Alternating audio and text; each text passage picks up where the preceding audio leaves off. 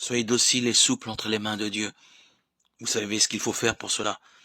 Se tenir en paix et en tout repos. Ne s'inquiétez jamais et ne se troublez de rien.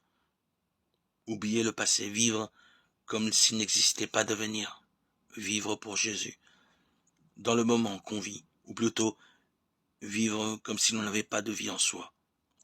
Mais laissez Jésus vivre à son aise.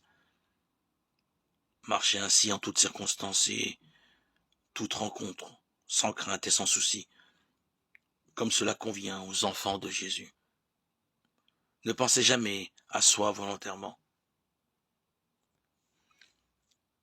Abandonnez le soin de son âme à Jésus seul. C'est lui qui l'a prise par force, elle lui appartient. C'est donc à lui d'en avoir soin, puisqu'elle est sa propriété.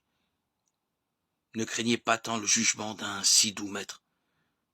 Généralement, bannissez toute crainte et remplacez ce sentiment par l'amour.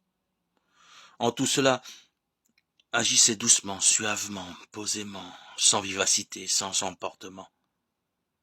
Faites le mort quand besoin est, marchant ainsi en toute suavité, abandon et pleine confiance. Le temps de cet exil se terminera et Jésus sera à nous, et nous à lui. Alors chacune de nos tribulations sera pour nous une couronne de gloire que nous mettrons sur la tête de Jésus. Car toute gloire est à lui seul.